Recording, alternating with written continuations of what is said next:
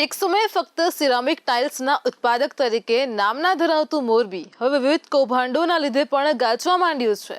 મોરબીમાં જમીન કૌભાંડ, પછી અનાજ કૌભાંડ અને હવે સડેલા અનાજનું કૌભાંડ પણ પ્રકાશમાં આવ્યું છે. મોરબીની ફાયર બ્રિગેડને સંદેશો મળ્યો હતો કે યમુનાનગર ખાતે અનુસૂચિત જાતિના સ્મશાન ગૃહમાં આગ લાગી છે. તેના પગલે ફાયર બ્રિગેડ ત્યાં પહોંચી ગઈ હતી. ફાયર બ્રિગેડે પાણીનો મારો ચલાવીને આગને અંકુશમાં લીધી. આ આગ ખુલ્લા મેદાનમાં લાગી હતી. ફાયર બ્રિગેડે જોયું કે આ આગ તો ઘઉં, ચોખા, તુવેરની દાળ અને ચણાની સડેલી દાળના જથ્થામાં લાગી હતી. તેના પગલે તેમણે પુરવઠા વિભાગને તેની જાણ કરી હતી. પુરવઠા વિભાગની ટુકડી પણ ઘટના સ્થળે દોડી ગઈ હતી. તેણે અનાજના આટલા મોટા જથ્થાને આગ લગાવવામાં આવી તેની તપાસ કરી હતી. કચરાના ઢગલાની અંદર સરકારી અનાજ ઠાલવી દેવામાં આવ્યું હોવાનું જાણમાં આવતા જ પુરવઠા વિભાગની ટુકડી પણ ચોંકી ગઈ હતી. તેના પગલે કચરાના ઢગલામાં આગ લાગી ન હતી, પરંતુ સરકારી અનાજનો જથ્થો બાળવાના પ્રયાસ રૂપે આ આગને લગાડવામાં આવી હતી તેવું પુરવઠા વિભાગનું માનવું છે. આ અંગે સ્મશાનમાં સેવા આપતા દલિત સમાજના અહીં સ્મશાનની જમીન સપાટ કરવા માટે 8 દિવસથી ટ્રેક્ટરથી માટી નાખવામાં આવી રહી છે. તેના કારણે તાળું લગાવવામાં આવતું નથી.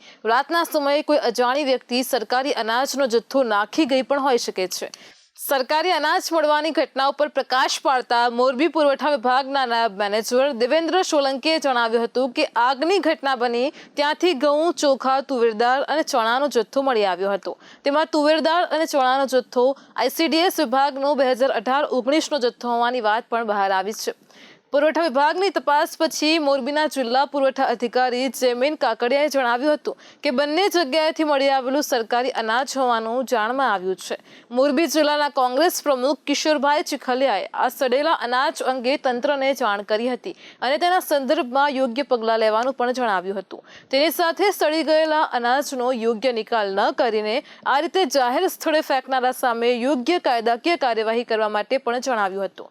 પુરવઠા વિભાગનું કહેવું છે કે આ સડી ગયેલું અનાજ વાસ્તવમાં 2019-20માં મોરબીમાં પૂર આવ્યું ત્યારે સડી ગયું હતું.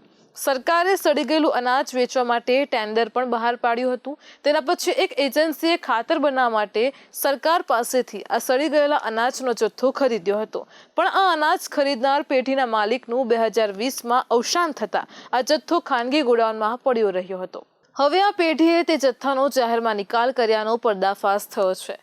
જયમીન કાકડિયાએ જણાવ્યું હતું કે 2019-20માં આવેલા ભારે પૂરમાં પુરવઠા વિભાગનું 4665 મણ અનાજ પલળી ગયું હતું.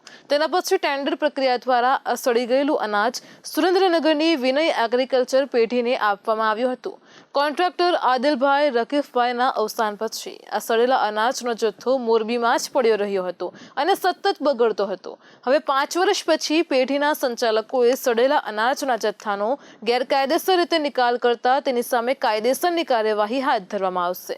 હાલમાં તો સડેલું અનાજ ખરીદીને આ રીતે જાહેરમાં જન આરોગ્યને નુકસાન થાય તે રીતે ફેંકવા બદલ પેઢીના સંચાલકોને પુરવઠા વિભાગે નોટિસ પણ ફટકારી છે અને તેની સાથે પુરવઠા વિભાગે આ જથ્થાનો યોગ્ય રીતે નિકાલ કરવાની પણ પ્રક્રિયા હાથ ધરી છે. પુરવઠા વિભાગનું કહેવું છે કે સડી ગયેલા અનાજને લઈને એજન્સીને નોટિસ આપવામાં આવ્યા અને તેના પછી તેનો જવાબ આવ્યા બાદ તેના અનુસંધાનમાં તેની સામેની કાયદેસરની કાર્યવાહી હાથ ધરાશે. સડી ગયેલા અનાજનો જાહેરમાં નિકાલ કરીને જાહેર આરોગ્ય સામે ગંભીર જોખમ પેદા કરવું બહુ મોટો ગુનો છે. પુરવઠા વિભાગે આ અંગે ગંભીર કાર્યવાહી કરવી પણ જરૂરી છે. જો આવું કરનારી પેઢીઓ કે કંપનીઓ સામે પુરવઠા વિભાગ કાર્યવાહી નહીં કરે તો આ રીતે જાહેરમાં ઝેરી કેમિકલ કચરો ઠાલવવાથી લઈને અનેક પ્રકારના કચરાનો ગંજ ખડકાવા માંડશે. હજારો મણ સડેલું અનાજ આ રીતે જાહેરમાં ફેંકી દેવાય અને તંત્ર રીતસર ઘોળતું રહે તે ક્યાંનો ન્યાય છે? હવે જ્યારે તંત્રને તપાસ પછી ખબર પડી કે આ પેઢી આ પ્રકારનું પગલું ભર્યું છે તે લોકોના આરોગ્યને જોખમનારી પેઢી સામે કાર્યવાહી કરવી જરૂરી છે. તો પ્રજાના આરોગ્યની જાળવણીને નુકસાન પહોંચાડનાર કોઈ પણ પ્રકારની બાબતને ચલાવી ન લેવાય. તેને લઈને તો તંત્રે આકરા પગલાં ભરવા જ પડે. તંત્રે અહીં પણ પારોઠના પગલાં ભર્યા તો CM ભૂપેન્દ્ર પટેલે 2047 સુધીમાં ગુજરાતીઓનું સરેરાશ આયુષ્ય 84 વર્ષનું થાય તેવું લક્ષ્યાંક રાખ્યું છે. તે પૂરું થઈને રહ્યું.